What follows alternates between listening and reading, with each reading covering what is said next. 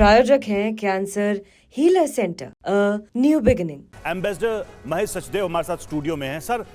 जो बांग्लादेश वाला प्रश्न था जिसे टीवी 9 ने सीधे दोनों बड़े नेताओं के सामने रखा, मैं समझना चाहता हूं कि इसको आप कैसे देखना चाहेंगे, तब जबकि भारत की तरफ से प्रधानमंत्री ने कहा कि इलीगल तरीके से अगर कोई किसी देश में घुसता है तो वो गलत है। अब बांग्लादेश का दो कॉन्टेक्स्ट है भारत के सामने, एक तो वहां जो सरकार कर रही है उसको लेकर और जिसमें अमेरिका के डीप स्टेट की भूमिका पर सवाल है, और दूसरा कि भारत खुद बांग्लादेश से अवैध घुसपैठ का शिकार है। तो प्रधानमंत्री जो क्लियर स्टैंड लिया है कि अवैध तरीके से किसी देश में घुसना गलत है, क्या उसका वाइडर पर्सपेक्टिव यही है कि आने वाले समय में भारत भी ऐसे कदम उठाने वाला है, खासकर बांग्लादेश की तरफ से आ रहे भारत में अवैध घुसपैठियों के खिलाफ, क्योंकि भारत में बड़ा मुद्दा है।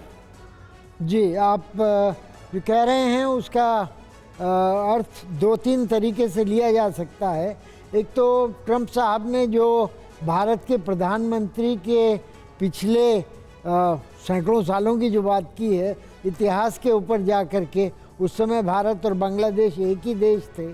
तो वो उस तरफ एक इशारा है। दूसरा ये कहा गया है कि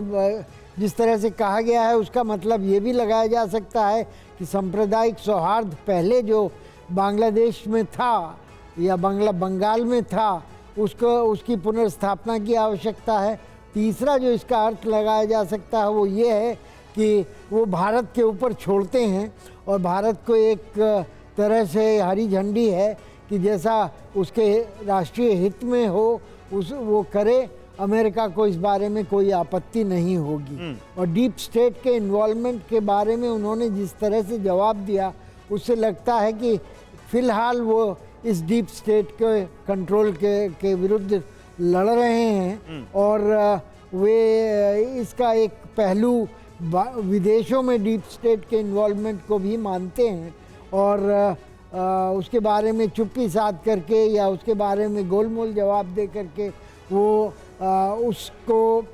जो एक संघर्ष चल रहा है अमेरिका में गलियारों में, उसके बारे में ज़्यादा कहना नहीं चाहते, पब्लिक डोमेन में नहीं रखना चाहते। दूसरी तरफ अपनी चीज़ों को जो कर रहे हैं वो पब्लिक डोमेन में नहीं लाना चाहते।